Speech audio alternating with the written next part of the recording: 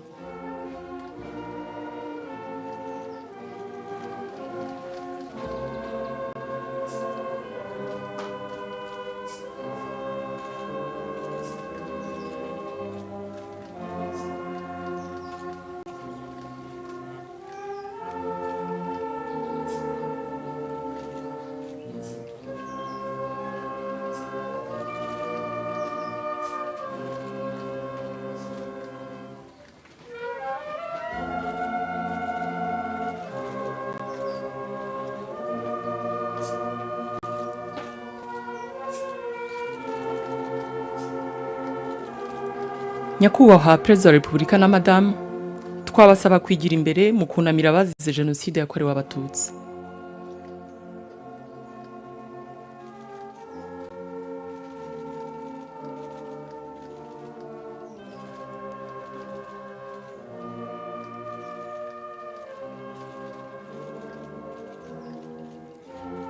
May I now invite Your Excellency Charity Manyeruke, representative of the Diplomatic Corps, to step forward and pay your respects.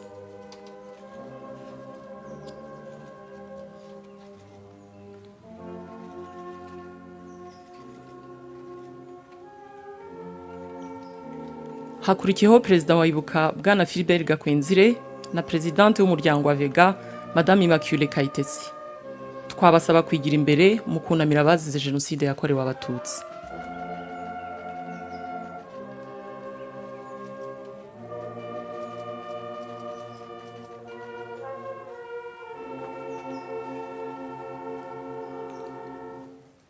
Tugiye gufata umwanya wo kuzirikana abazize Genocide yakorewe Abatutsi. We will now observe a moment of silence.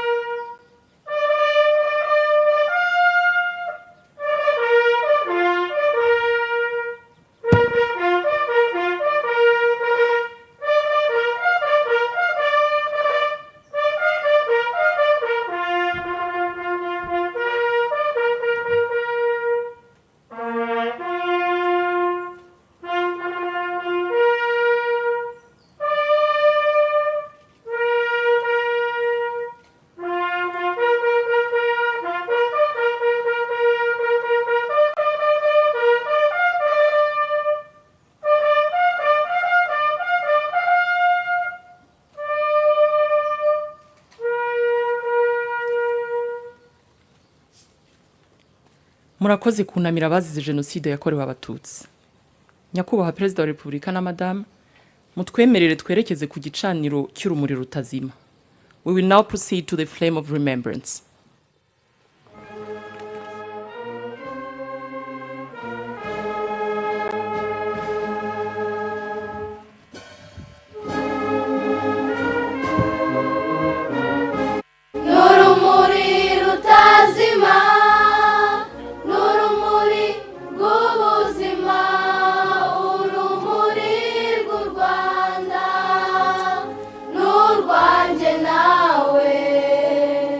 No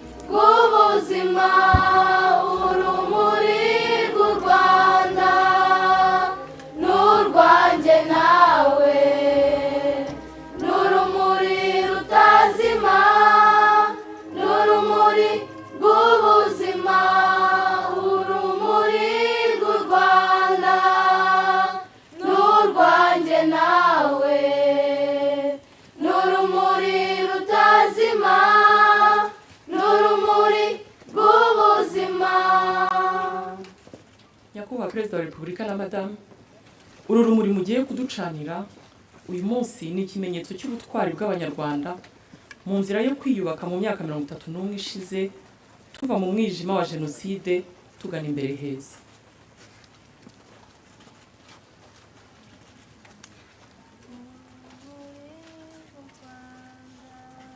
nyakubahwa perezida wa repubulika na madamu, mwakwigira imbere mukaducanira urumuri rutazima. Urumuri rutazima, urumuri rw'ubuzima. Uru ni urumuri, urumuri rwo kwibuka, urumuri rw'ubuzima. nyakubahwa perezida wa repubulika na madamu, uru rumuri muducaniye ruzamara iminsi 100 hano ku rwibutso. Gahunda z'igikorwa cy'uyu munsi zigiye gukomereza ahateganyijwe. Murakoze. Urumuri rw'u Rwanda n'urwanjye nawe, n'urumuri rutazima, n'urumuri rw'ubuzima. Urumuri rw'u Rwanda n'urwanjye nawe, n'urumuri rutazima, n'urumuri rw'ubuzima. Urumuri rw'u Rwanda n'urwanjye nawe, n'urumuri rutazima, n'urumuri rw'ubuzima.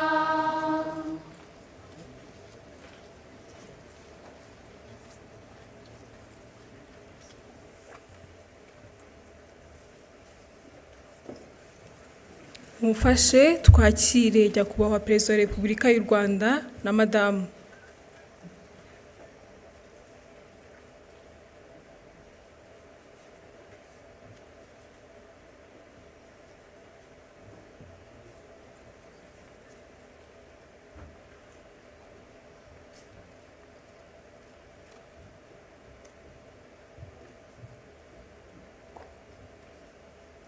Murakoze, mushobora kwicara.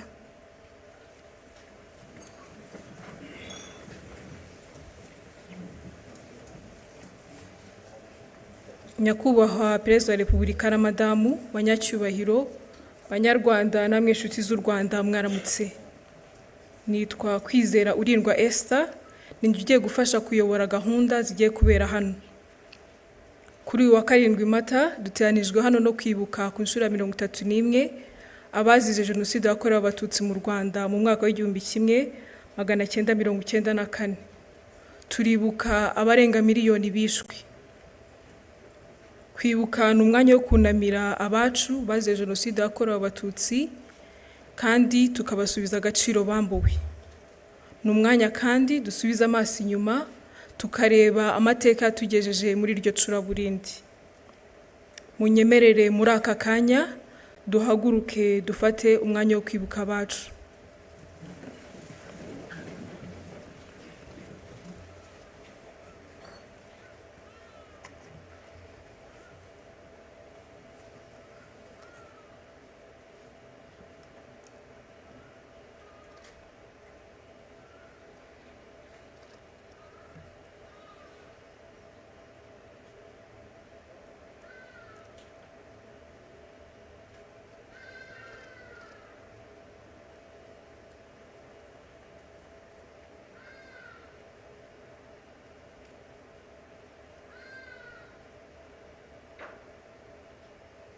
Murakoze.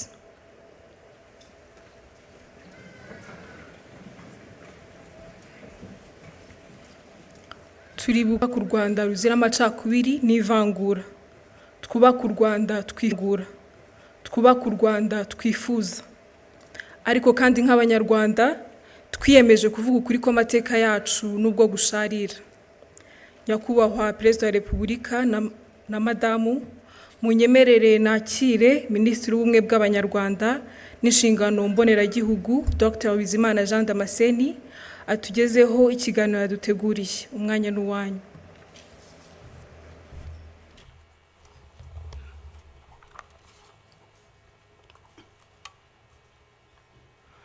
Nyakubahwa Perezida wa Repubulika, mbashimiye umwanya mu mpaye w'ikiganiro k'uyu munsi wo kuzirikana Genocide yakorewe Abatutsi ituruka ku bukoroni bwimitse irondabwoko ryatumye Genocide itekerezwa, igakorwa, amahanga bireba.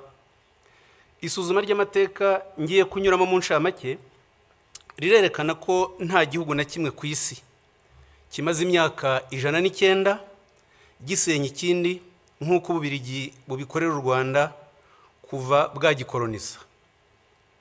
Byatangiye mu 1916 Ububiligi, Ubudage n'Ubwongereza bumvikana kugabanya imbibi z'u Rwanda rwari rwaraguwe n'abami Ruganzu wa kabiri Ndoli hagati y'1600 n'1623 na Kigeli wa kabiri Nyamuheshera hagati y'1648 n'1692 bageza u Rwanda muri teritwari za Masisi, Rucuru n'ahandi. Hakurikiyeho amategeko akakaye harimo iryo kuwa 21 Werurwe 1917 ryashyizeho ibihano by'ikiboko, n'iryo kuwa 26 Nyakanga 1925 ryambuye u Rwanda ubusugire bwarwo, ndetse n'irindi ryo kuwa 11 Mutarama 1926 ryemeje ko u Rwanda ruzagengwa n'amategeko ya Kongo nayo yashyirwagaho n'Ububiligi. Aya mategeko yateye u Rwanda akarengane, anacamo ibice Abanyarwanda. Mu mwaka w'1924 n'1946 Ububiligi bwagiranye amasezerano n'umuryango w'abibumbye yateganyaga kugeza u Rwanda ku ngingo 3 zikurikira. Iya mbere, ubwisanzure bwa politiki, ubukungu, imibereho myiza n'iterambere ry'uburezi, kwigenera ibikwiriye Abanyarwanda bakayobora igihugu cyabo ubwabo, kubahiriza uburenganzira bwa muntu nta vangura rishingiye ku bwoko, igitsina, ururimi cyangwa idini. Ntibyakozwe, ahubwo Ububiligi bwinjije irondabwoko mu Banyarwanda nk'iryari iwabo hagati y'Abaframa n'Abawalo.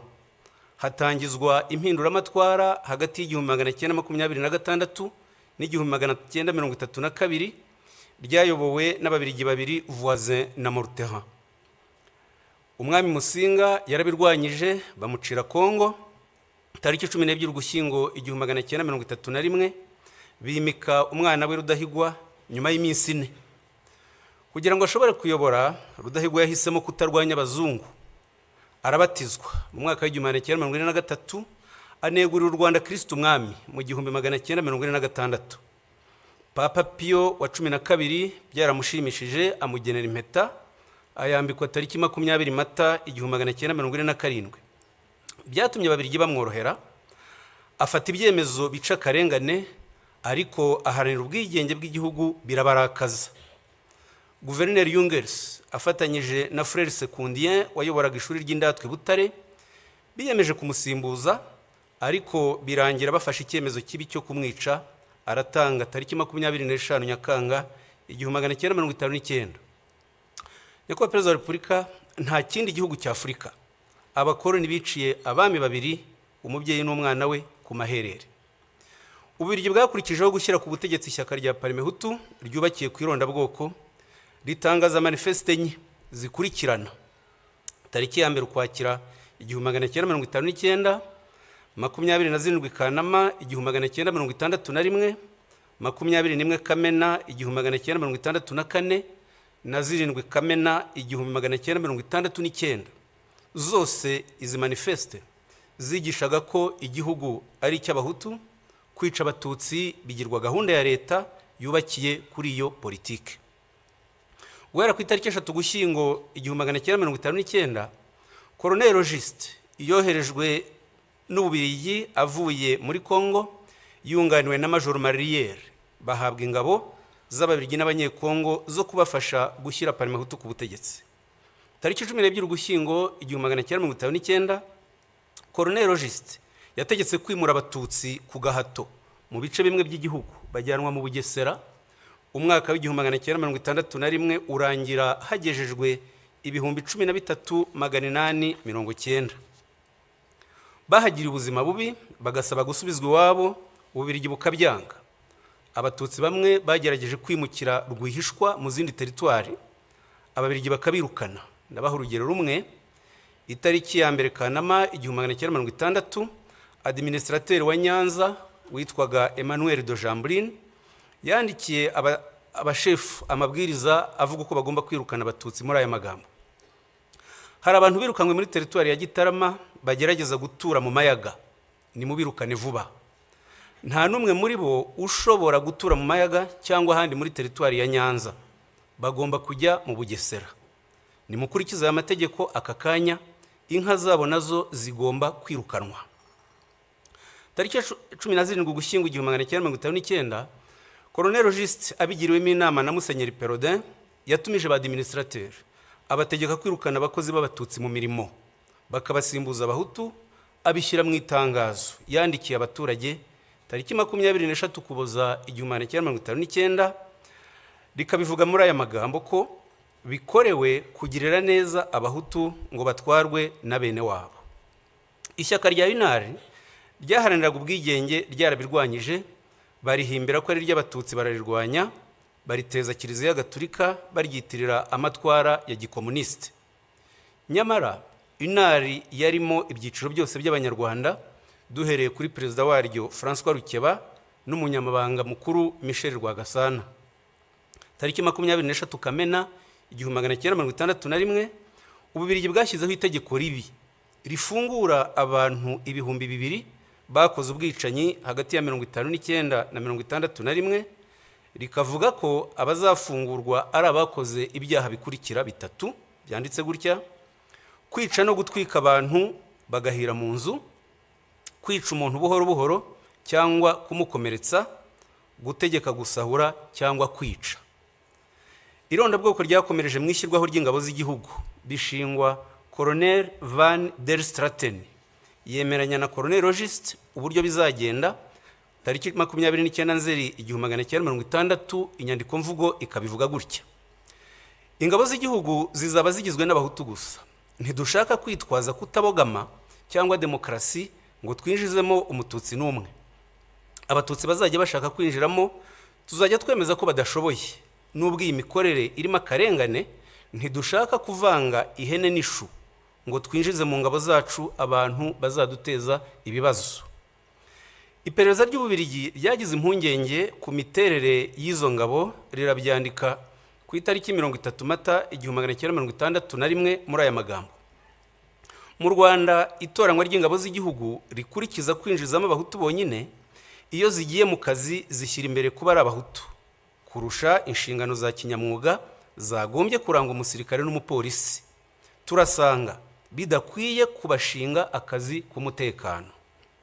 Byagezaho General witwa Document wayoboraga urwego rw'abofisiye b'Ububirigi abyandikira Minisitiri w'Ingabo tariki 27 Ugushyingo 1961 muri aya magambo ati: gutsimbarara kuri politike yo gushinga ingabo z'u Rwanda uburinzi n'umutekano imbere mu gihugu ni ugutera ikibazo cy'uko nizikora ubwicanyi Loni ishobora kuzita Genocide, tuzahura n'ingorane zo gushinjwa ubufatanyacyaha.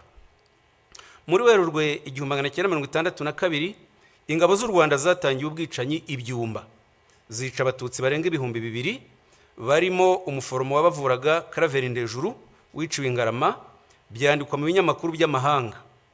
Mu Kuboza 1963, ingabo z'u Rwanda ziyobowe n'abofisiye b'Ababirigi Dubois, Florquin, Turpin na France zisha abatutsi benshi mu gihugu barenga 35,000. Abadiplomate, abamisiyoneri, abakozi n'itangazamakuru mpuzamahanga n'abashakashatsi bahurije kwemeza ko ari Genocide. Ingero nkeya: telegramu y'ambasaderi w'Ububirigi yo ku itariki 24 Ukuboza 1963 yabyanditse gutya ati: hari abantu benshi bafatwa bagafungwa mu buryo bunyuranyije n'amategeko. Ndabona aho ibintu biriho bigana ari iyicwa ry'abatutsi benshi. Ambasaderi w'Ubufaransa mu Rwanda Marc Barbe nawe yanditse indi telegramu tariki 4 Mutarama 1964 atanga icyegeranyo cy'abishwe muri aya magambo ati: muri Gikongoro abaturage b'abahutu biraye mu batutsi barabica batarobanuye, kugeza tariki 25 Ukuboza 1963 hamaze kwicwa abagera ku bihumbi 15. Tariki 31 Ukuboza 1963 Ambasaderi Barube yasobanuye uko ibikorwa by'ubwicanyi byakorwaga, abyandika atya: ati ubutegetsi bwatangije ibikorwa byo kwica.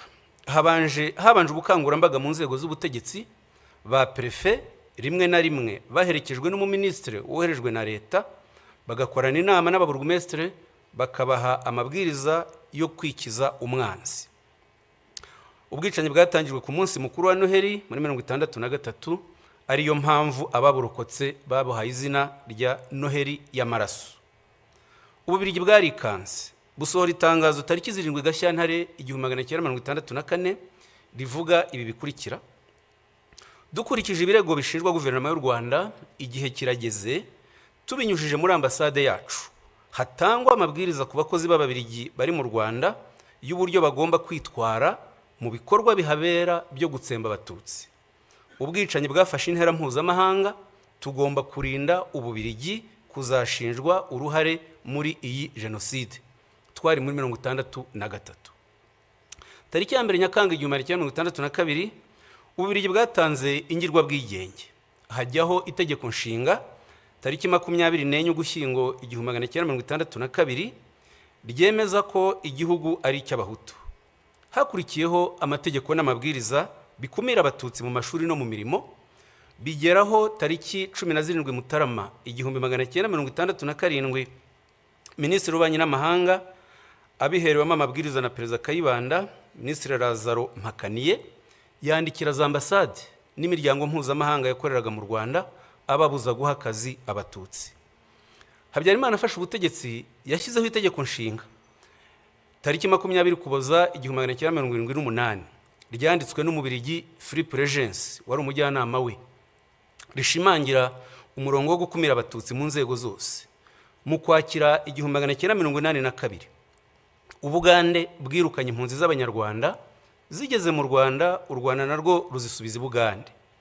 Ako karengane nyuzemo mu ncamake katumye FPR ivuka itangiza urugamba rwo kubohora igihugu mu Kwakira 1990.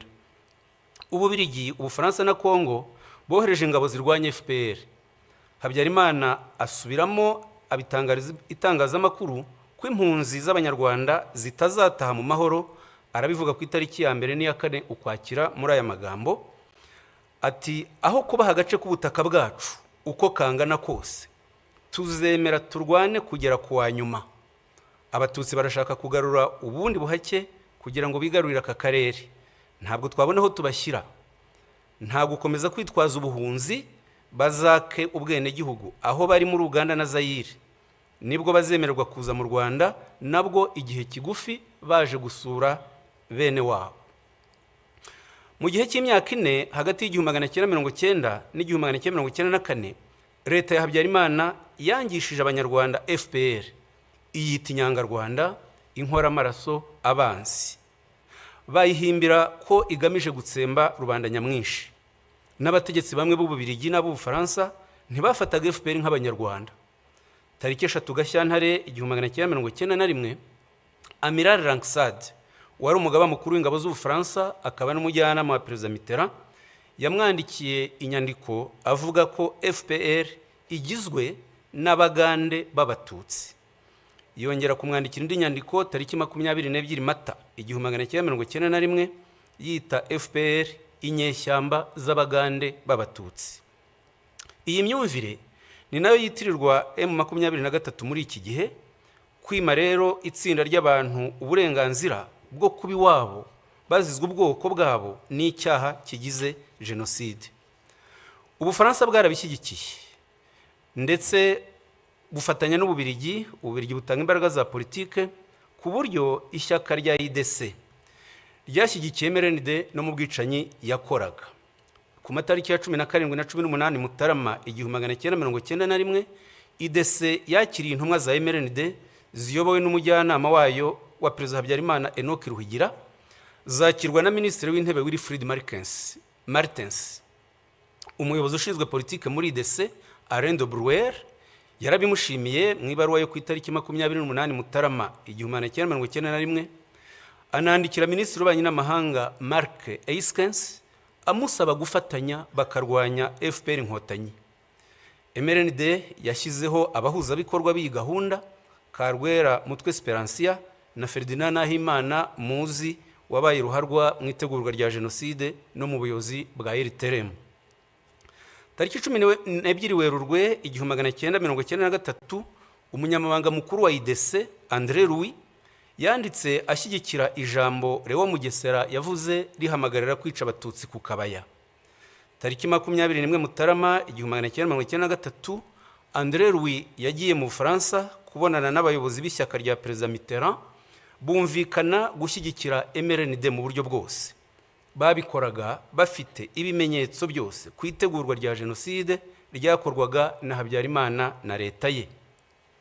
Hagati y'itariki 19 Mutarama na 11 Werurwe 1994 Lieutenant Nice wari ushinzwe iperereza mu ngabo z'Ububiligi za Minuar yanditse raporo 29 agaragaza itegurwa rya Genocide ntibyabujije Ububiligi tariki 2 Gashyantare 1994 kwirukana umwamikazi Rosalia Gicanda wivurizagayo, arataha yicwa tariki 20 Mata 1994.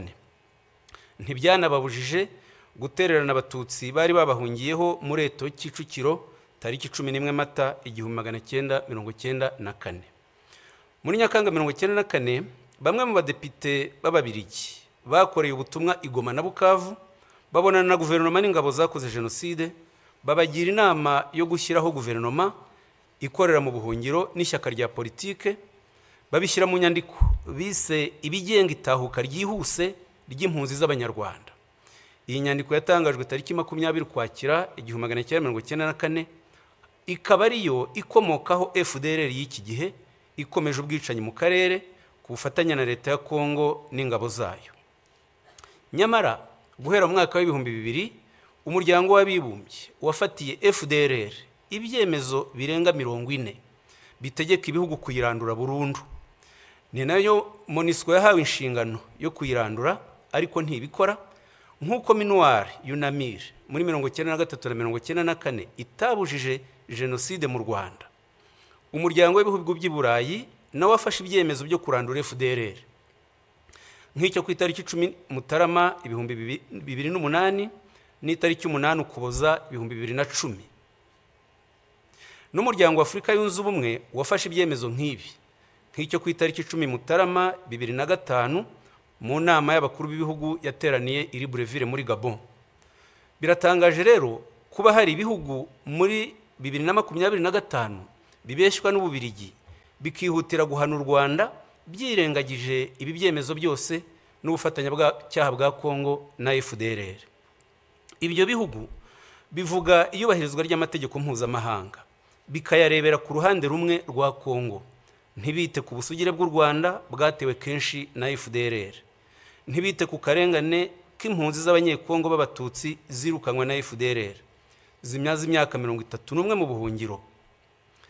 Kongo yita izo mpunzi udukingirizo, le pantin.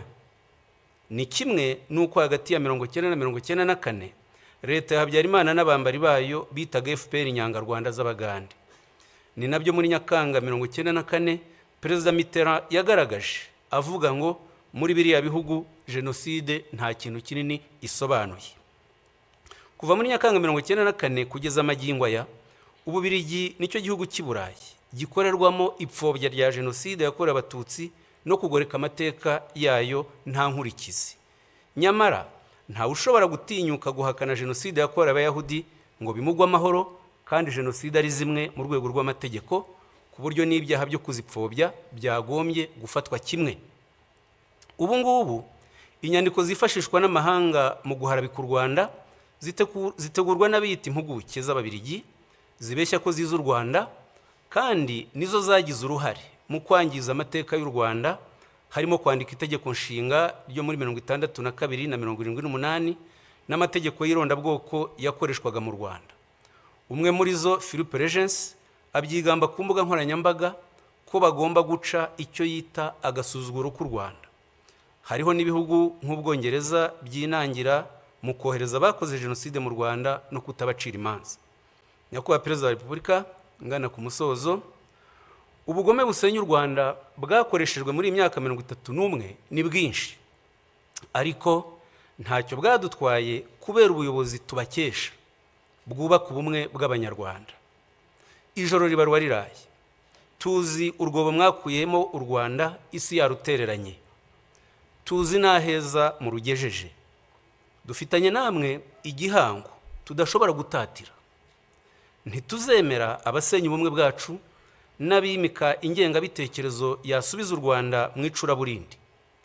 Uburenganzira bwacu bwo kubaho twihitiyemo ibidukwiriye ni ntavogerwa. Ababikerensa ntibaduheho, babyumve batureke. Ndabashimiye Nyakubahwa Perezida wa Repubulika.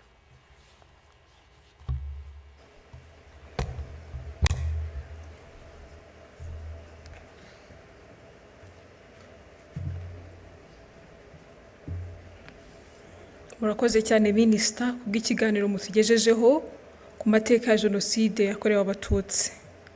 Abato twize byinshi. Kumva amateka y'ibyabaye tubiguye n'abari bahari bituma turushaho gusobanukirwa, kandi tukamenya ukuri nyako, bityo bigatuma tumenya aho duhera turwanya ingengabitekerezo ya Jenoside n'igisa nayo cyose.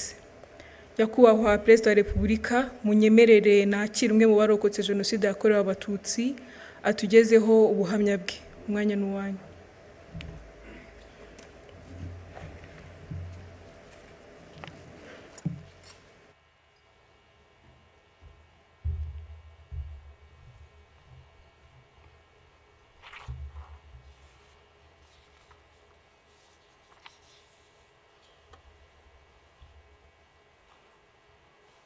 Nyakubahwa Perezida wa Repubulika na Madamu,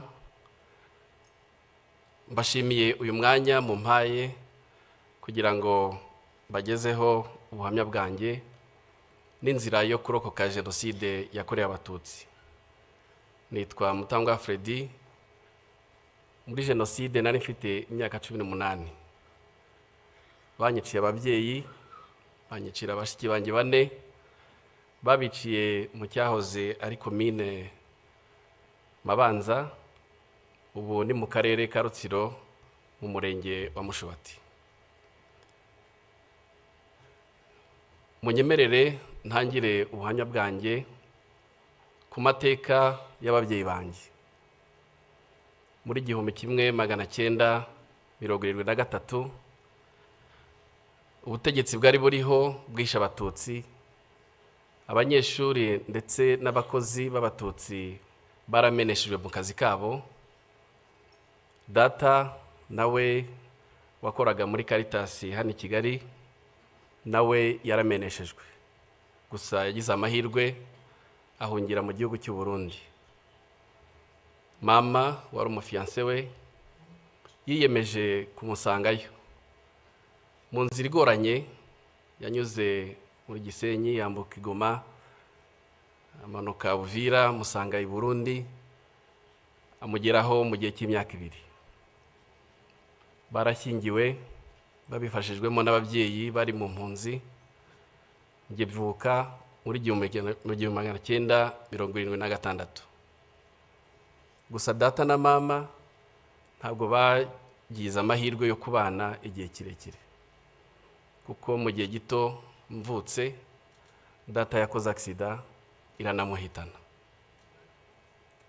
Yasize mama twite umwana w'umukobwa ariwe mushiki wanjye, tukaba kubw'amahirwe twararokokanye Jenoside yakorewe Abatutsi muri 1994. Ubuhunzi bwaramugoye, ndavuga mama yiyemeza kugaruka mu Rwanda akaruhira iwabo. Yagarutse yerekeza ahahoze ari muri komine Bwakira, niho hari iwabo, ubu ni mu karere ka Karongi. Aguma iwabo, ariko naje kumenya ko uko icyo gihe nari nkiri muto, naje kumenya ko yakomeza gutotezwa n'inzego z'iperereza zimubaza iby'inyenzi yasize Burundi. Byarakomeje kugeza yongeye gushaka ashaka mu karere ka Rutsiro, ubu ni muri Mushubati. Yashatse umugabo nawe wari umaze gupfusha umugore, nawe afite abana 3. Turabana, nakuriye aho Mushubati, mpiga n'amashuri abanza. Mu gihe nari mu mashuri nibwo namenye ibyerekeye amoko.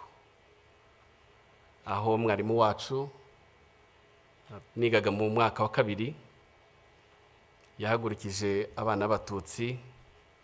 Icyo gikorwa bagikoraga buri gihembwe, hari ifishi ya leta buzuzaga bagashyiraho ubwoko bwa buri mwaka, bwa buri mwana. Nibwo rero yaduhagurutsaga, ngenda jijinganye, aturuka imbere, araza amagurutsa andi ikinyuguti kwitama, arambwira ngo wowe mama wawe n'umwarimu kazi hano ukaba utazi kuri Inyenzi. Narahagurutse, nyuma tuza gutaha, mbitekereza mama nanamubaza impamvu twabaye Abatutsi, ariko sinibuka igisubizo yampaye. Gusa ababyeyi muri hano sinzi ko mwakibona namwe. Urungano rwanjye, urubyiruko muri icyo gihe twigishije urwango, twigishwa ubugome, twigishwa ubugizi bwa nabi. Ikibabaje gikomeye nuko bwigishijwe no mu mashuri, bwigishwa mu mashuri ku nzego zitandukanye ndetse no mu buryo butandukanye. Abize muri icyo gihe cyanjye, muri buka imyandiko textbooks twigaga zari zuzuye urwango, nubwo hari harimo imigani itandukanye, irimo inyamaswa n'ibindi, ariko hari harimo ubugome bukabije, hari harimo n'ubugizi bwa nabi. Abize mu myaka ya 7 n'iya 8 turibuka isomo twigaga ry'imyuga.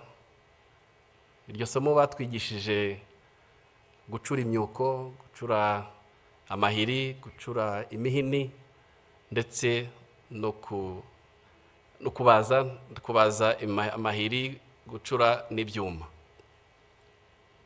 Ibyo byarakomeje kugeza ubwo mu gihe cy'imyaka ya za 91 na 93, mu gihe cy'amashyaka menshi, abanyeshuri n'abarimu birwa birukanka muri za meeting, aho gufokasinga ku masomo yabo bakirwa birukanka.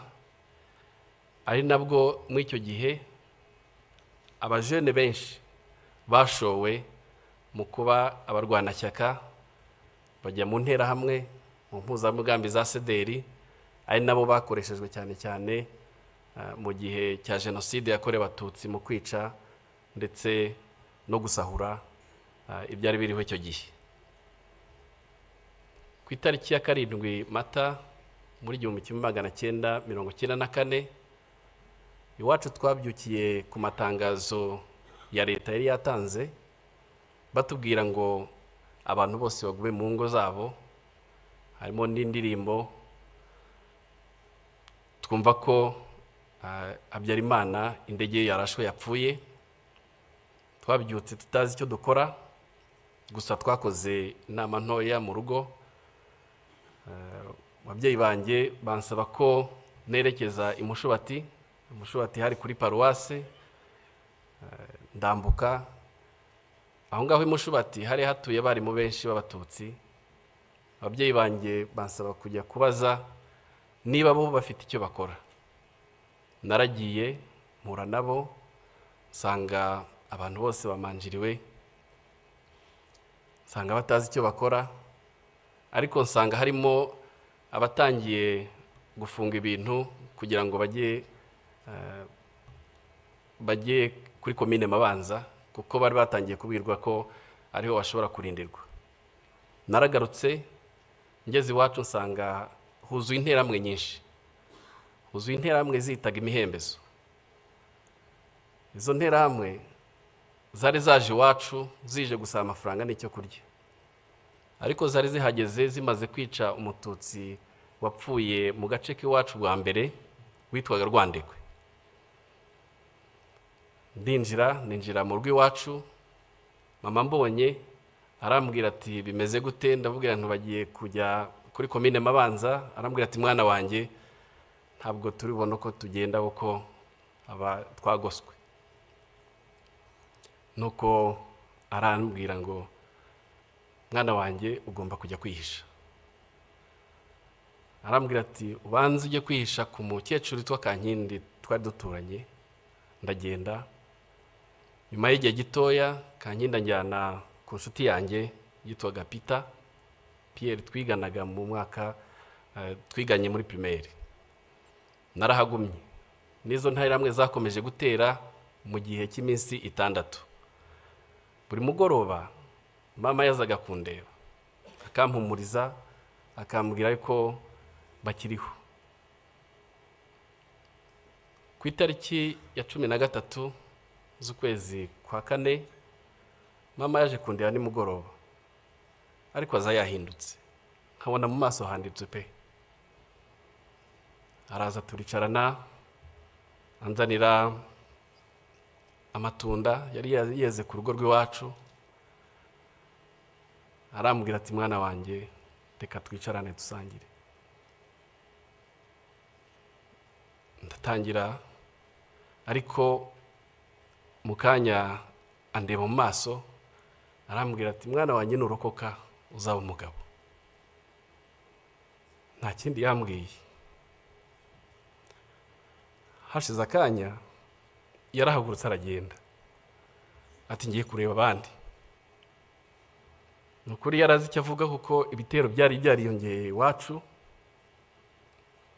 kuko ku itariki ya 14 mu gitondo z'ukwezi kwa 4 uwari burumestre wa Mabanza witwaga Bagirishema Inyasi cyaje kumbabaza nuko urukiko rwarusha rwamugize umweru ngubu yibereye mu Faransa. Yaje iwacu aravuga ati abwira interahamwe zari ziraho n'izindi zakomeza gutera, arabwira ati mukureho umwanda. Nko mu gihe cya 5 nibwo interahamwe zikoranije, izo zitwa imihembezo zaturutse ahitwa Mukunini n'ahitwa Gafumba, ubwo naho mu karere k'iwacu, zose zikoranira iwacu. Abiwacu rero bari barimo bakwira imishwaro, buri muntu ashaka kwirwanaho ngo ajye gushaka aho yisha. Bakomeje rero barabahiga, baza kubakusanya, nanjye baramvumburaho narindi, duhurira mu gahinga. Hanyuma naje kugira amahirwe, sinzi umuntu mu baturage yatereye ijwi hejuru aravuga ngo Dorothea yari mama yashatse hano ashaka abana 2 kandi bari baturutse i Burundi. Abo bana bashobora kuba ari abarundi. Ubwo abari bariho baduhiga batushaka kudukusanya ngo batwice, bahita bafata abavyeyi, bafata n'abana. Ubwo baba birukankanye. Naje kumva ko kubera ubwoba abavyeyi banjye bagerageje kugura amasasu, babatanga 5,000. Barayafata baravuga ngo amasasu arahenda. Babicishije amahiri, babicisha n'imihoro, babajugunya mu miringoti yari aho hafi. Bashiki banjye bo babataye mu cyobo kinini cy'umugabo wari umupasiteri witwa Gasenge, nawe bamwishe muri Genocide. Babatarimo ari bazima, ariko babanje kubakomeretsa. Hanyuma noneho bakabarundaho babajugunyaho amabuye kugeza igihe bapfuye. Nge rero na mushiki wanjye muri iryo joro twafashe icyemezo cyo guhunga aho ngaho, twerekeza ahitwa ku rutare rwa Ndaba. Wenda abajya muri bira bice murahazi. Aho twerekeje hari mama wacu wakurikiraga mama, akaba yarashatse umugabo utarahigwaga. Twarahageze, atubonye aratwakira, arabwira ati mwinjire mu nzu, ariko dusanga nawe afite umutwaro ukomeye wo kurinda umugore we, ariko yaratugumanye. ibitero byakomeje kumutera avuga ngo noneho hari inyenzi zajiwe. Ndibuka nk'ibitero bibiri byarazaga akabiha amafaranga bagasubirayo, aho bigeze harananirwa aratubwira ati mugerageze mwigendere. Ariko yaduhaye indangamuntu ye.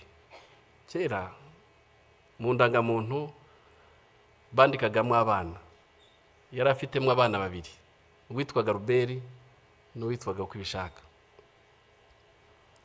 Aratubwira ngo bana banjye mugende kuri bariyeri nibabaza muzabwire ko iyo ndangamuntu ari yaso, harimo ubwoko bw'abahutu. Noneho ubwo icyo gihe nibwo nahinduye izina, nitwa Ruberi na mushiki wanjye yitwa Kwibishaka. Hari aho byadukundiraga kuri bariyeri bakatwemera tugatambuka, ariko hari n'ahandi byatuguraga bavuga ko ari amayeri y'inkotanyi. Twarakomeje, inzira yatubereye ndende kuva Mushubati, inzira twayirangirije ikaduha ahahoze ari muri Gikongoro. Twarabaye tubana mu mpunzi, tubana n'impunzi zari ziturutse i Kigali, tubana n'impunzi zari ziturutse i Gitarama, ndetse n'abanyeshuri bigaga ku ishuri rya Yave ryari hariya ikaduha.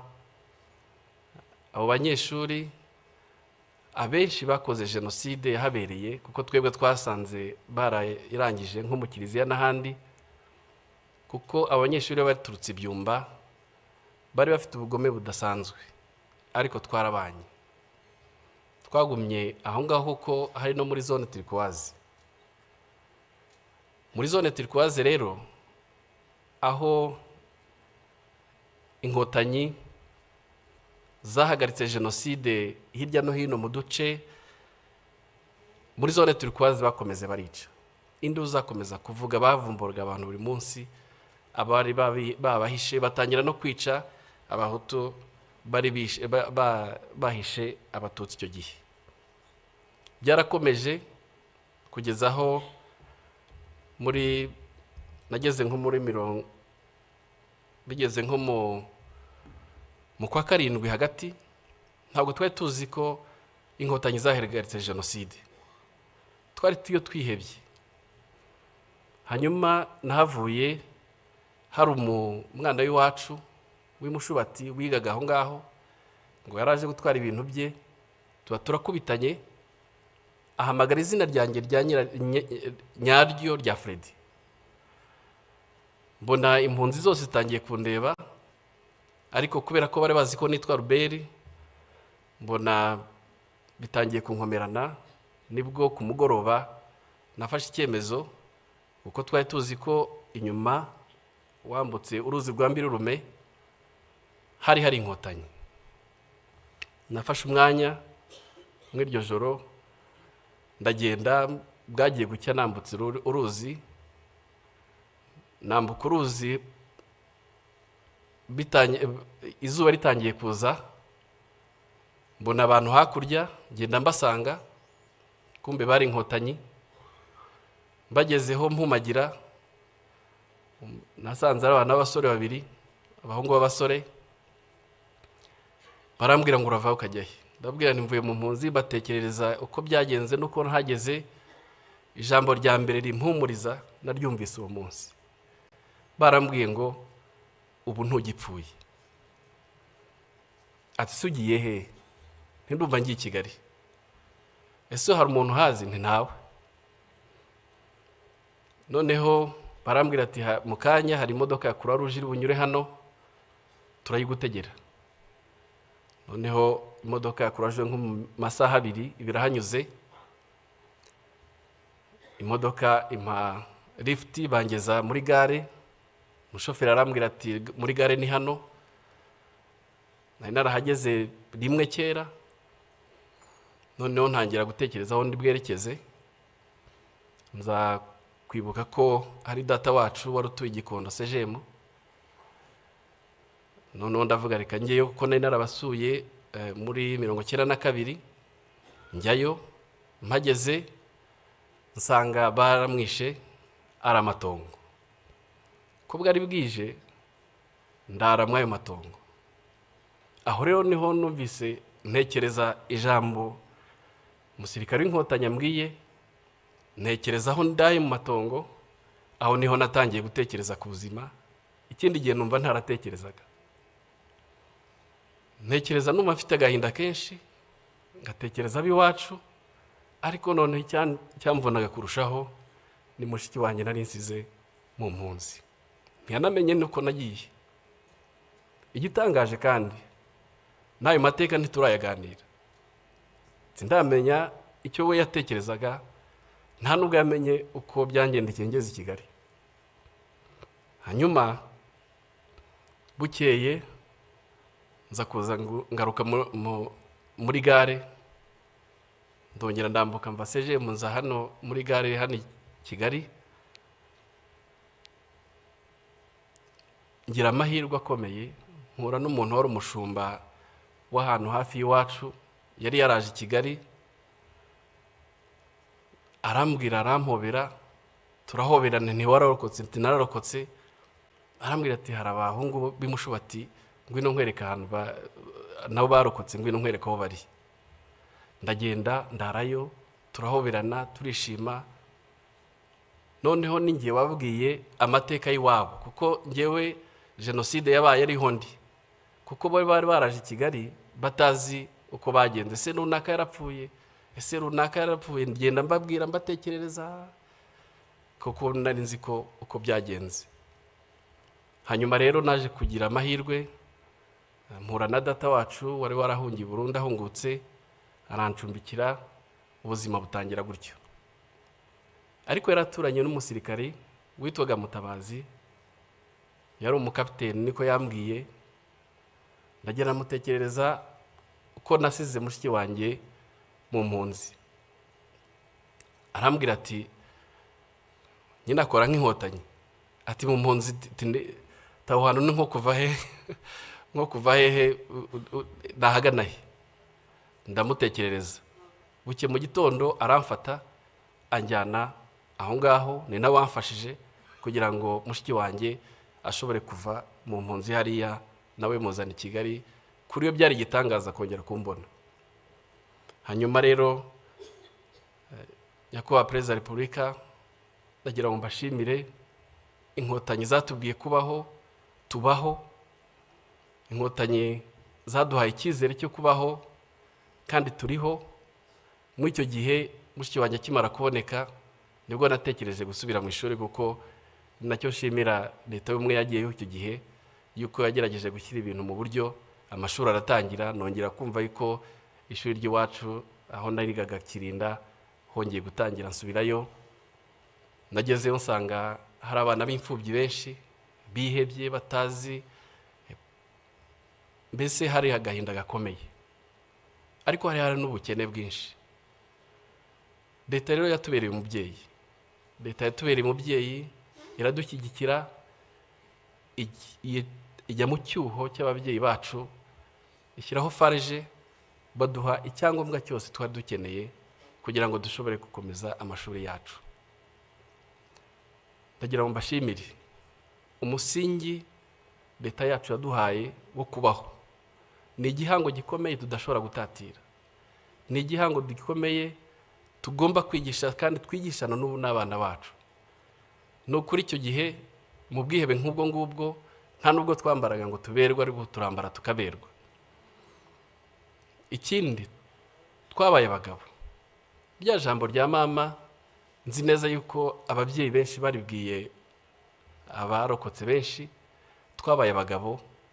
Bahumvugira aha, mfite ndi umugabo, narashatse, mfite abana 5. Nyakubahwa, munyemerere agace gasigaye gatoya kavuga mu Cyongereza. Your Excellency, I would like to continue my testimony in English. I want to share my testimony, but also my experience of working here at the Kigali Genocide Memorial.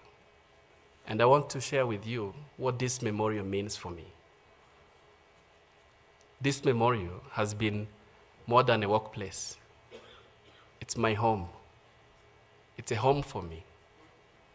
Working here has transformed me deeply. Trying to learn and understand my history, the history of my country, explain the root cause of genocide and Tutsi, trying to share the transformation journey of my country from the ashes of genocide to a peaceful nation. It has been a very positive journey for me. But this memorial has a huge meaning for the international visitors that I receive all day, every day. This memorial provides an historical clarity. They come here to learn and they bear witnesses. They go back transformed. They're transformed by what they see and what they hear.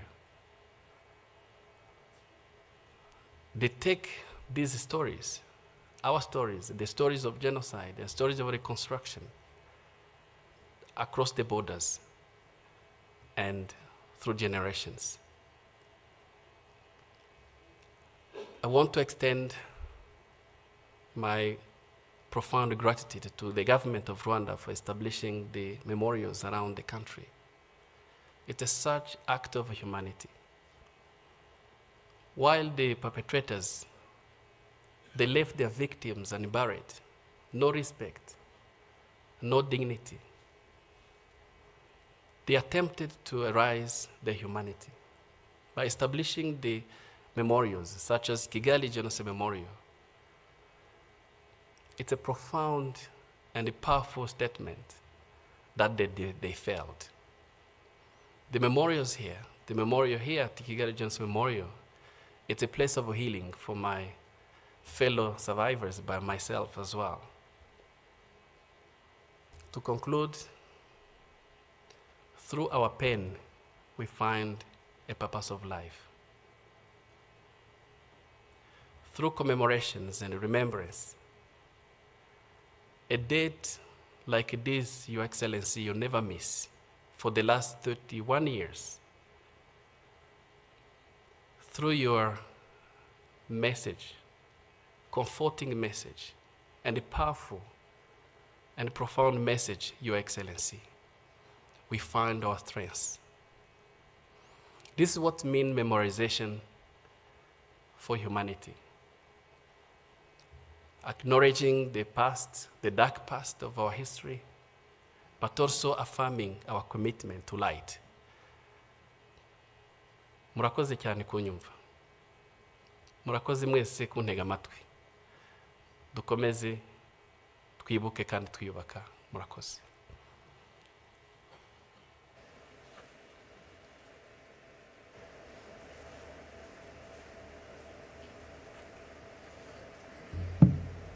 Murakoze cyane Mutangwa wa Freddy kudusangiza urugendo rwanyu.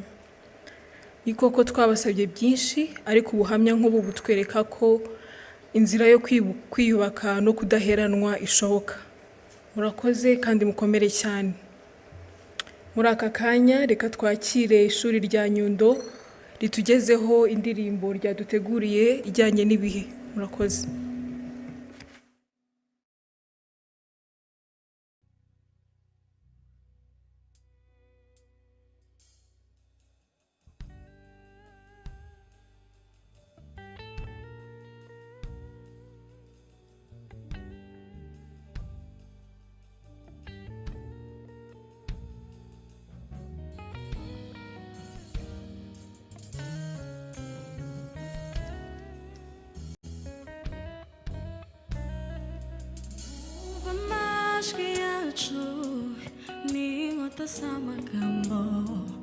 Genocide yakorewe Abatutsi 1994 batonyaze ko bumwe bazabigisha Imana badacamo ibice baturema amamuko umutu umututsi umutwa amacakubiri aragata twibuke twiyubaka ubumwe n'indahiro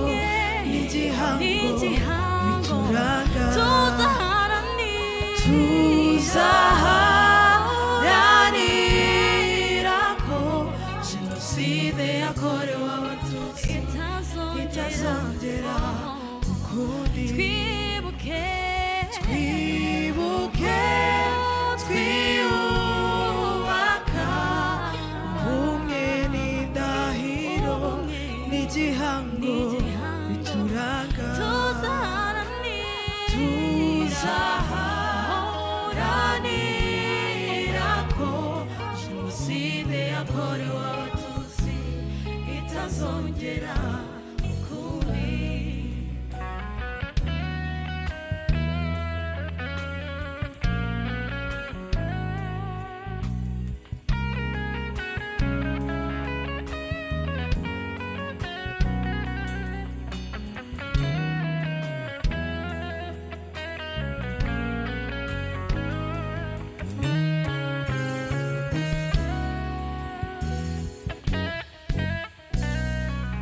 Bana b'u Rwanda, ibyo twagezeho tubisigasire,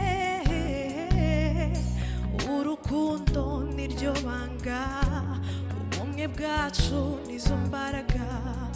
Twageze kuri byinshi tubigezaho na leta y'ubumwe, amateka azandikwa ku butaka bwacu, mu rurimi rwacu tuzashinga icumu rizahama iteka.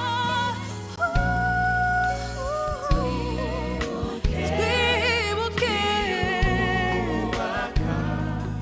ubumwe n'indahiro tuzaharanira ko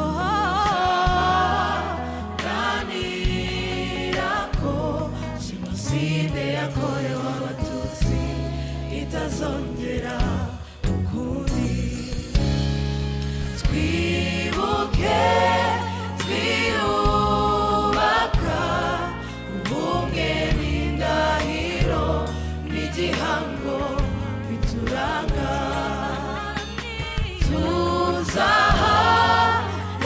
Tuzaharanira ko Genocide yakorewe Abatutsi itazongera ukundi. Twibuke, twiyubaka, ubumwe n'indahiro n'igihango bituranga. Tuzaharanira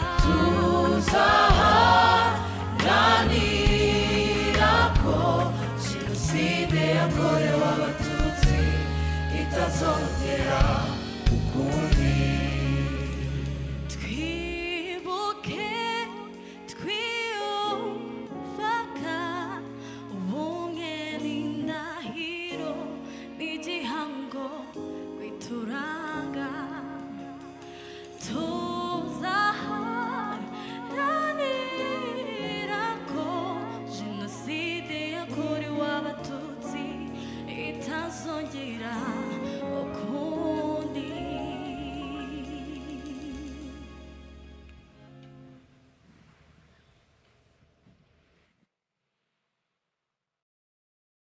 Abaririmbyi barakoze cyane. Nyakubahwa Perezida wa Repubulika, abari hano twese n'abadukurikiye hirya no hino, dutegereje ubutumwa mwatugeneye uyu munsi. Umwanya n'uwanyu.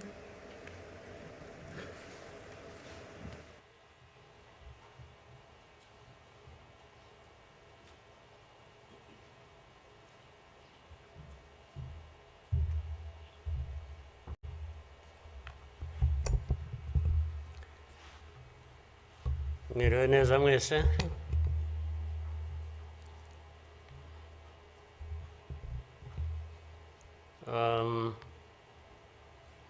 Ngira ngo biroroshye wenda kugira aho mpera.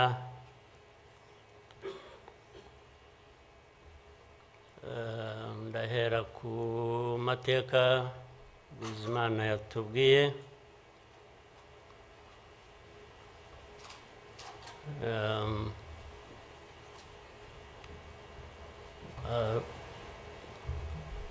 Arambuye afite ibimenyetso ashingiyeho. ariko ndagira ngo mbanze nshimire mwese abari hano mwaje kwifatanya n'igihugu n'abanyarwanda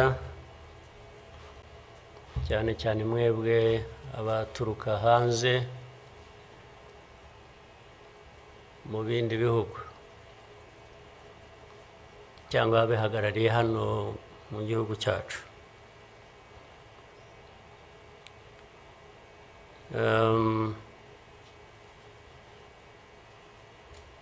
Ndabashimira kuko kenshi ko dusigaye tubibona ko bisigaye biri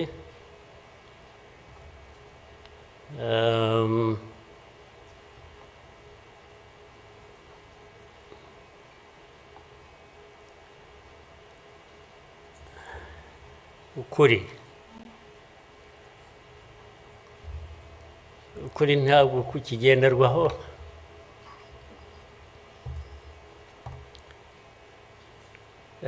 ni nacyo gituma, ariko reka mvugane, hari umuntu w'inshuti yanjye wigeze kumbaza ati ariko wowe nk'umuntu ubaho ute ugahuza bimwe, ndaza kubivuga mu rurimi rw'amahanga, arambaza ati ubaho ute ugahuza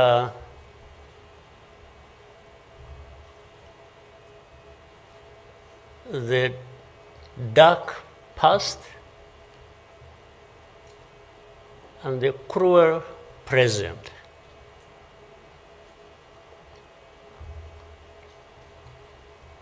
But how do you manage that?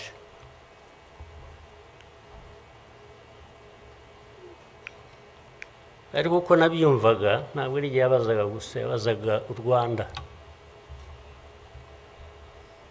uvuga ngo u Rwanda mubaho muti, with a very dark past and a very cruel present.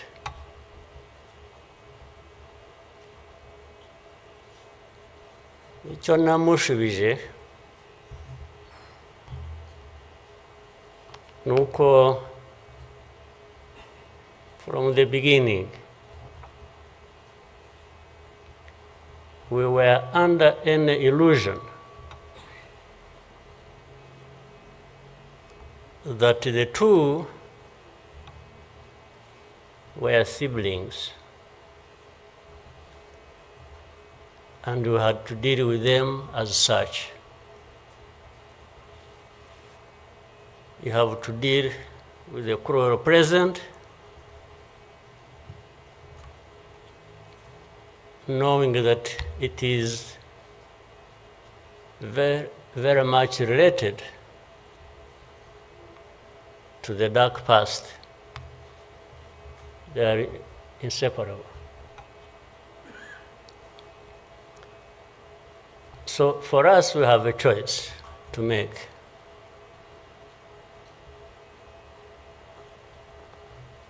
You are either crushed in between and you stop existing, or you stand up and fight.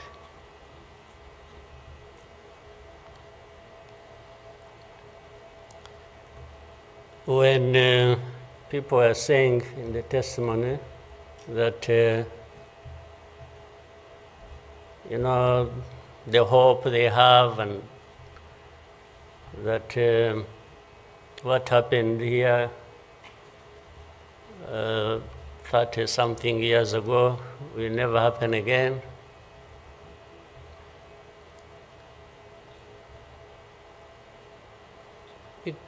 it won't be because of those who were responsible for that dark past. Will not try again, or are not even trying now again. It will not happen again just because there will be people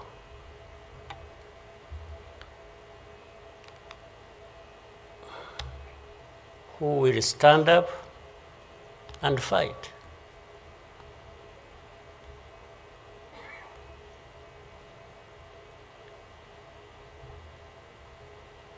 It's not because there are fewer people who wish to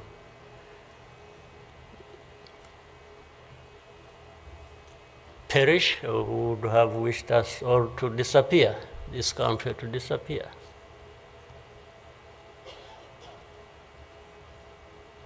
But how can people accept that? How can people not stand up and fight? Because anyway, well, there is a risk you may die when you stand up to fight. But if you don't, it's a sure thing you are going to die.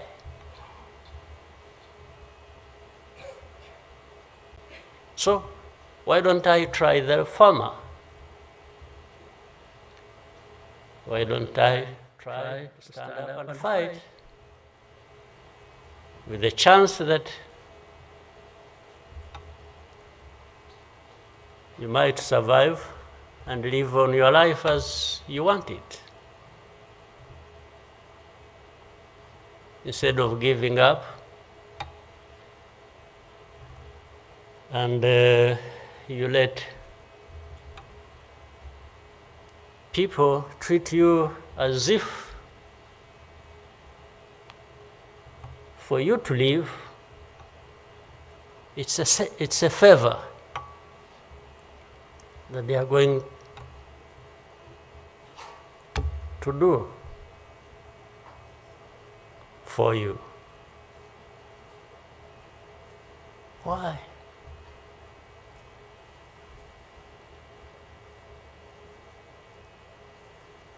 I've also had people come to me and warn me and say, President, you know you are too vocal, you say things that challenge these people who have the power in their hands, and they're going to kill you. Well, first of all, it means they're killers. But my answer to them is, you know what? If I were to be there to just accept these things to happen, I don't think I would count myself as living anyway. It's like I would already be dead. To live a life of lies, of pretense,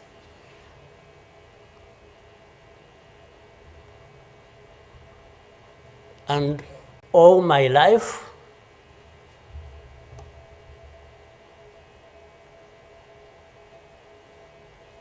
to somebody else, I would be dead anyway.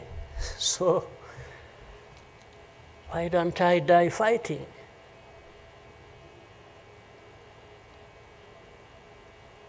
So you Rwandans, why don't you die fighting? Instead of dying anyway, just dying like flies. Why? But my message goes to other Africans who live like this on a daily basis, who are dehumanized. And they accept it and they beg. I can't beg to live. I can't beg anybody.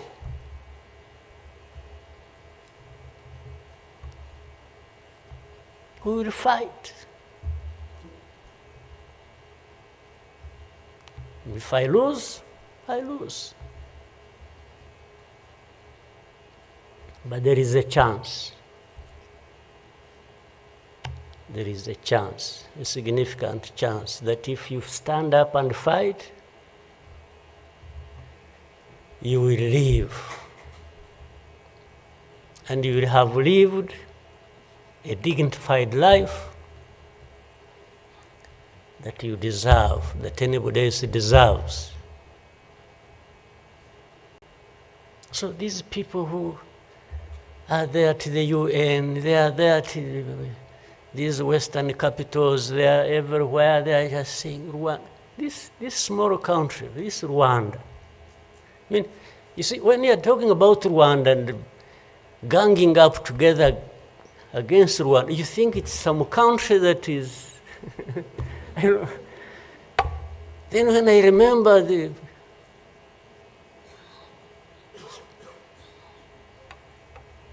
facts about it,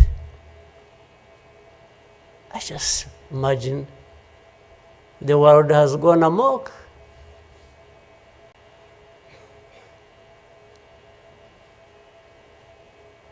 But in the midst of all that, we have to live. We have to live our lives, we have to fight for that, we have to live the way we want. And I tell anybody to his face to go to hell.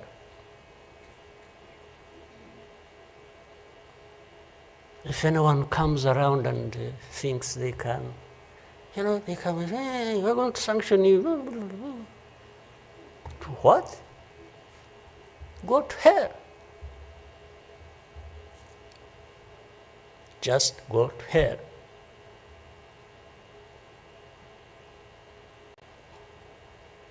You have your own issues to deal with. Go and deal with your own issues. Leave me to mine. This is the spirit, I think, Rwandans must have in their daily lives. So my worry is not about how powerful these people are that come down upon us and throw anything at us. I'm never worried about that. I worry about one thing, which has lived on for centuries. It's for Rwandans. It's for Africans who sit back and find nothing wrong with accepting to be treated like that. That's my only worry. When can Rwandans, when can Africans refuse to be mistreated like this? To be told they have no value, to be told that their lives have to be lived as a result of a favor they are being done by somebody else. What a shame for people to accept that even for a moment. You must not accept it. You must get up and fight for yourself.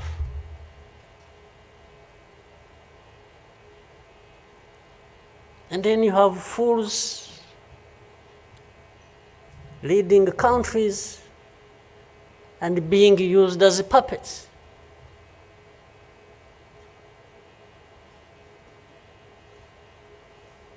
And they are stealing from their own resources, which they should be putting to the good use of their own people and develop them. They just put everything to their own use, find billionaires in a sea of poverty, millions of people going hungry, and their leaders, billionaires, money that has been stolen from the resources of these people,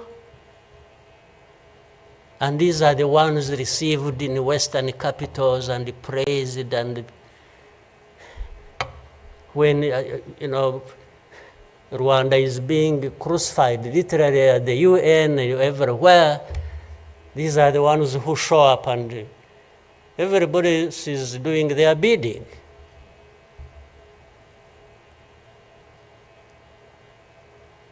They don't talk. These ones don't even say a thing. There is somebody to say it for them.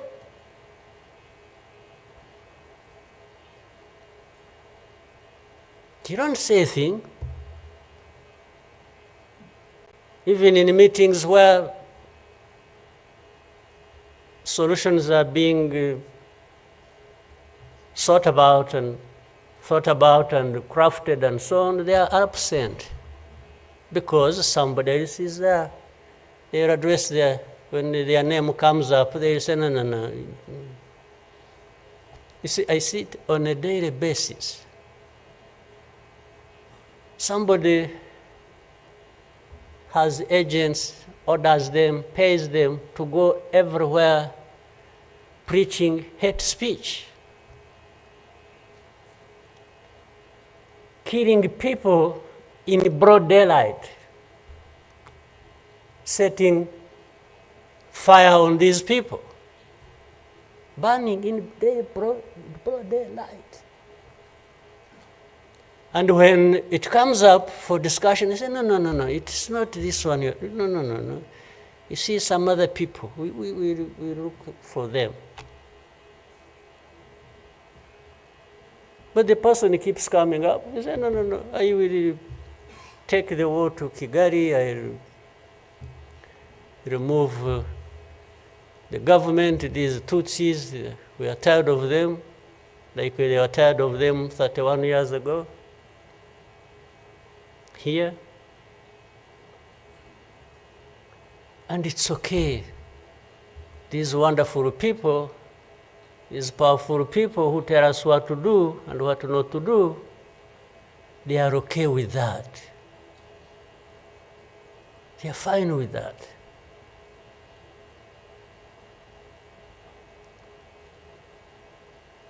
And they expect us to accept it also ourselves.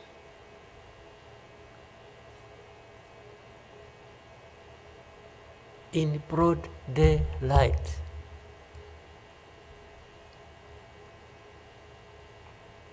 Hate speech, killings of people for their identity, uprooting them from their homes, and most of them are refugees here in this country. We have 125,000 people as refugees who have been living in camps, uprooted from their homes in Eastern Congo.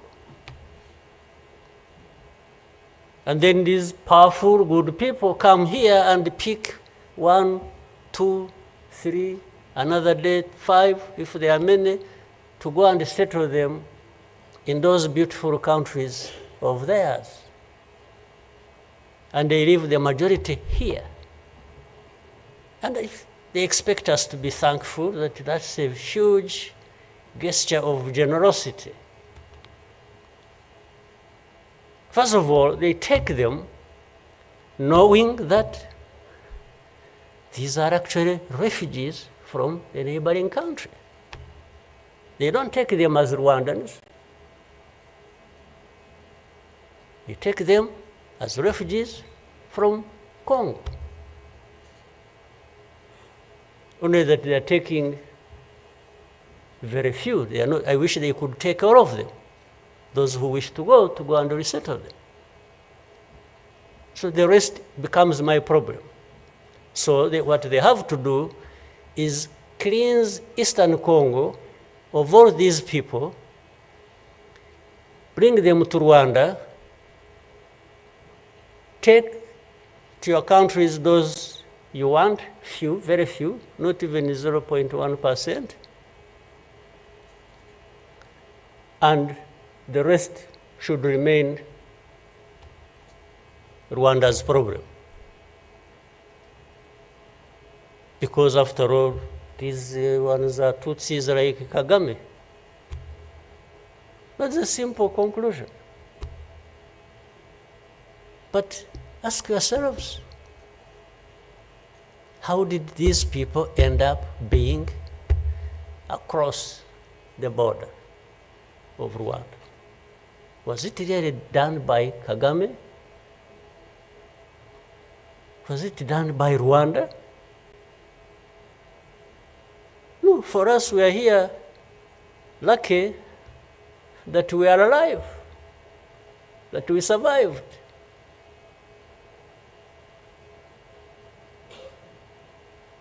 So,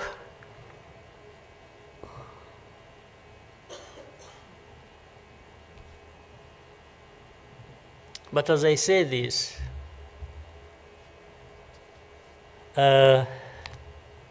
even for my sanity and the country's sanity, we have sometimes to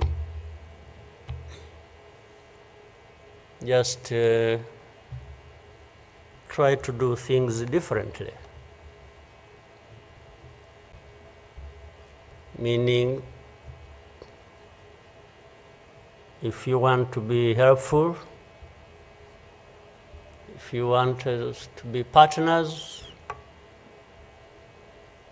we are happy to play our part, and you can be sure you will find a reliable partner in us, irrespective of what we think about you.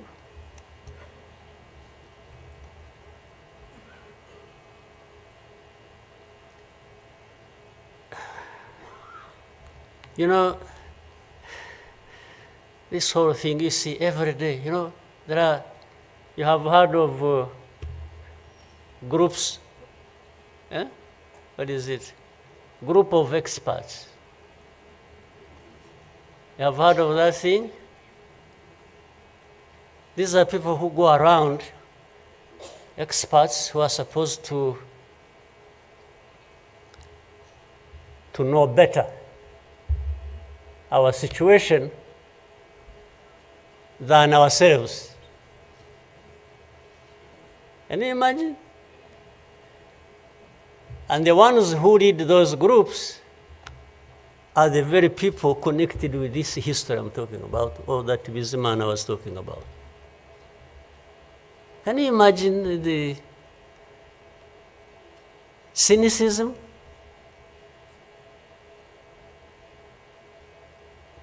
And this expert comes to me and asks me, you know, but this. So the whole thing about genocide, this ideology that has killed millions of people, has been turned into a problem of minerals. You know, it's okay. Let's imagine it's a problem of minerals now. Was it a problem of minerals in 1994?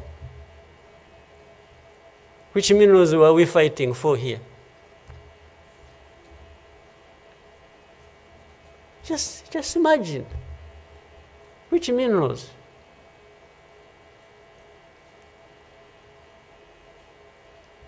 Second, if it were to be minerals, how many are actually fighting for these minerals in those places, assuming you found evidence about Rwanda being implicated in what's happening in Congo for minerals in Eastern Congo? Are you really saying it is just Rwanda. Why don't you be brave enough to say Rwanda is invading our territory we have created for ourselves and is encroaching on the minerals we are also encroaching on in Eastern Congo? Why don't you be brave enough to admit that? At least to say that.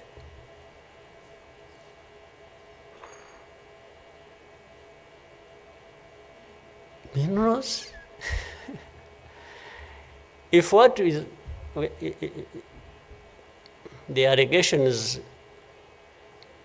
if these allegations were true, you know what? Rwanda would be as rich as you are, those who make the accusations. We would not be needing your money at all. Which you give us nothing and you come and beat us up for for everything. I mean, yeah, that is the world between the dark past and the cruel present.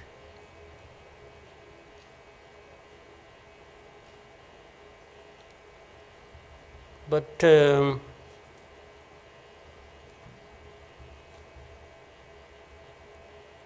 what didn't kill us and finish us 21 years ago has hardened us, has prepared us for the bad things that will always come anytime these people want and wish. Honestly, I want to assure you, we will not die not fighting like last time. And fighting does not involve invading anybody's territory, does not involve going after something that is not ours. Fighting, I mean, is if you find us here and want to treat us the way you want that you have seen in the past, I just want to assure you, you will not succeed. You will not succeed. I think I beg all these Rwandans, we should be itching for a fight with anybody who wants to come here and turn things upside down. And I think there are many who are ready to join for that. But for our friends, our partners, please don't misunderstand us, don't mistreat us. We have had enough of it. Take it somewhere else. Take it somewhere else. You know, this Bizimana who was telling you this whole history, by the Bizimana, if you could compile that and distribute it to our friends and all of us. I actually want a copy of what you... But I think you should give our friends and others, they need to, much as in the cruel present, facts don't matter, evidence doesn't matter, The truth doesn't matter. What matters is what pleases you on any day, and doesn't matter what facts about others. But and I was saying this because this man made another presentation another time that involved the same people he was talking about. And the next day, from embassies, people came to him, threatening him. Yeah. You know, they even, they are so foolishly brave to just, you know, they went to him. And I think another message went through Foreign Affairs. It's like this man who is saying this, and he was not saying it is not true, but he was saying no for daring to say it, even if it is the truth. Yes, they threatened him, and they even started threatening he will not get a visa to travel to some places, face to face, like that. Somebody from the embassy threatening our minister. Of course, I can't blame them that, given this history we have had, that from the embassy they even think they are above the minister. Yeah. He just come and say, you dare say this. He wasn't saying, this is contrary to the truth or evidence we have. Why did you present lies? No. He was just saying, whether lies or truth, you shouldn't have said it. That is the cruel present we live in, but we must confront it, and we will. We shall. No question about it. I've also told people that anyway, for us, we are in a sort of not bad position, because the worst has already happened to us. I don't think anything worse will happen, ever. So those who are scared, fearful of anything, I just want to console you in some way, if you may, that actually the worst has already passed. When we lost the people during that time, the young man was giving a testimony about. Do you think anything like that would ever happen again? I don't think so. So why would we be scared of anything? The worst. The hurricane came and we took cover and things, and it has passed. And we rebuilt. We rebuilt our strength of all kinds. I don't think there is any other hurricane that will come and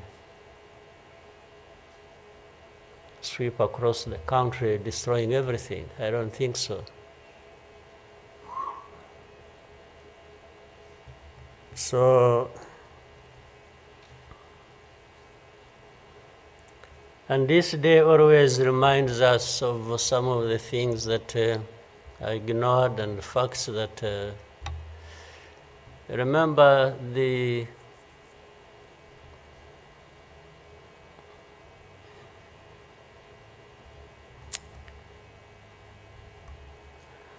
book written by somebody many of you know, Philip Gurevich, with a very long title. When he and this is a man who, well, at least I would have wished if they could think of such a man and put him in the group of experts. maybe they would benefit from, but you bring somebody just because she comes from a country that colonized Rwanda and that becomes the expert. I think that's not serious. But he said that the title of the book was, "We wish to inform you that tomorrow will be killed with our families." You know, who were they informing? And who was going to stop that? And who was going to come to their rescue? Nobody. It just happened as they said it. People kept telling the world, "We want to inform you that tomorrow we're going to be killed with all our families." And who cared? And the families were killed indeed, including the family of the young man who was testifying here. Well, including our families, those of us standing here, who have been demonized every single day about our history. The history where there is a force that always has been attempting to turn victims into perpetrators. So these people who give testimonies and say what happened to them, they are actually now perpetrators. They are no longer victims. So the cynicism I was talking about of what happens in this world is that these very people who barely survived and who lost everything else and their families are now the victims, the perpetrators, no longer victims. That's what the world wants to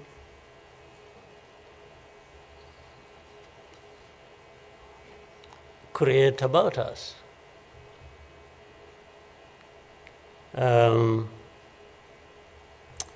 think I should, even for,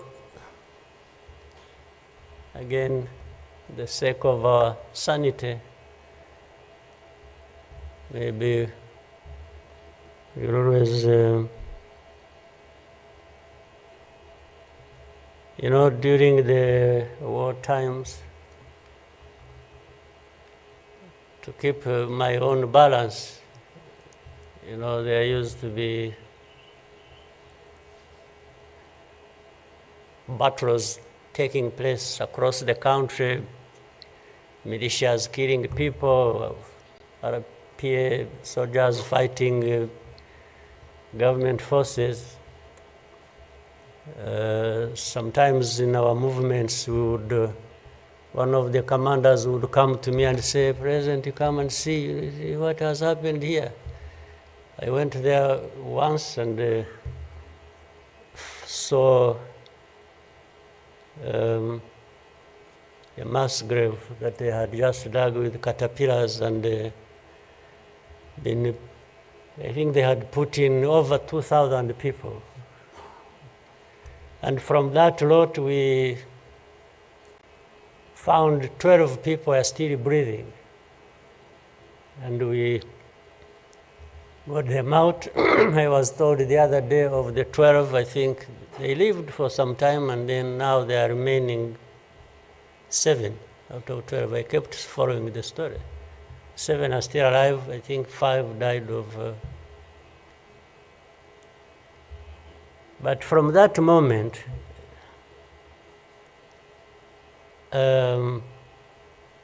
I told the commanders that they should never bring my attention to this kind of thing. They should just handle it, and we agreed how they will be handling it. But I don't even need to be informed and the reason was simple. And unfortunately, such a moment of remembrance sort of takes you back into that. But the reason was I didn't want my judgment and my conduct of the war and the leadership I was supposed to be providing to be impaired in any way by the anger, by what you saw. So that's why I wanted to keep my own balance so that we go through so many things. But otherwise, if I kept seeing this, putting people out of a mass grave, and then your mind goes to say, but who is this doing? Whoever is doing this, why is he doing it? He may end up. So anyway, let me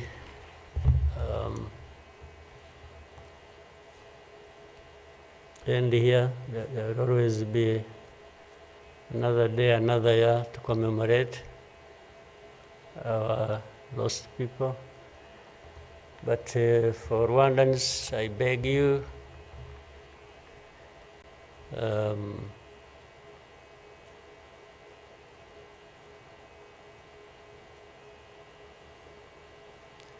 don't you owe your life to anybody else. And please have the courage to deal with the situation and moment as it is. Don't offend anybody, but always fight for what is yours. Don't allow anybody else to dictate to you how you should live your life, because the moment you accept it, that is the day you have lost your life. God bless you.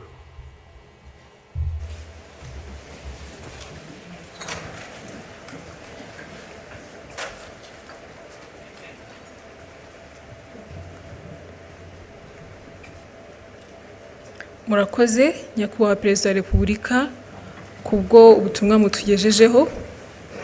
Abanyarwanda tuzabaho kandi tuzabaho uko twifuza.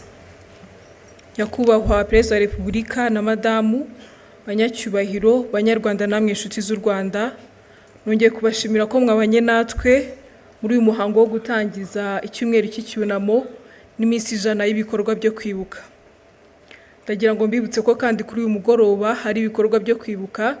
Urugendo rwo kwibuka Walk to Remember rurahera ku karere ka Gasabo rusoreza kuri BK Arena ahaza kubera umugoroba wo kwibuka.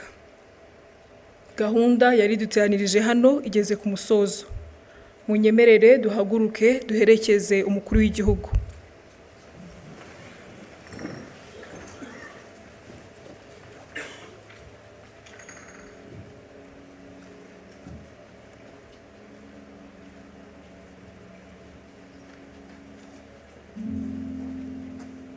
Munyemerere kandi tube tugumye mu byicaro byacu umwanya mutoya. Twibuke twiyubaka kandi dukomere.